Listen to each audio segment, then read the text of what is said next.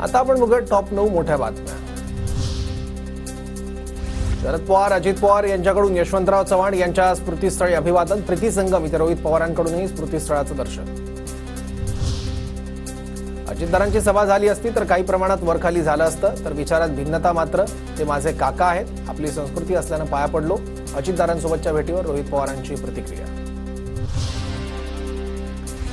Timing जुळलं नाही तर माझी आणि साहेबांची भेट झाली असती, मी देखील त्यांच्या पाया पडलो असतो। प्रीती संगम इथे भेट न झाल्यानं अजित पवार यांची प्रतिक्रिया। महाराष्ट्राचे पहिले मुख्यमंत्री यशवंतराव चव्हाण यांची आज पुण्यतिथी। कराडच्या प्रीती संगमावर समाधीस्थळी अभिवादनासाठी कार्यकर्त्यांची गर्दी असणार। यशवंतराव चव्हाण यांच्या पुण्यतिथी निमित्ताने प्रीती संगम इथे नेते आणि कार्यकर्त्यांची गर्दी। श्रीनिवास पाटील, पृथ्वीराज चव्हाण आणि हसन मुश्रीफ यांच्याकडून यशवंतराव चव्हाण यांना अभिवादन। विधिमंडळात आम्हाला विरोधी पक्ष नेतेपद मिळणार नाही, बैठका पत्रकार परिषद घेऊन आम्ही जनतेचे प्रश्न मांडत राहू। पृथ्वीराज चव्हाण यांची प्रतिक्रिया।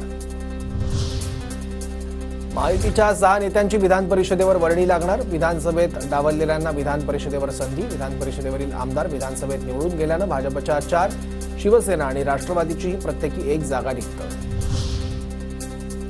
नागपुरात अनिल देशमुख यांच्या घरासमोर पवार गटाला डिवचणारे होर्डिंग्स। महाराष्ट्राने ठरवला राष्ट्रवादीचा खरा वारसदार। अजित पवार, अजितदारा गटाचे शहराध्यक्ष प्रशांत पवार यांच्याकडून होर्डिंग्स।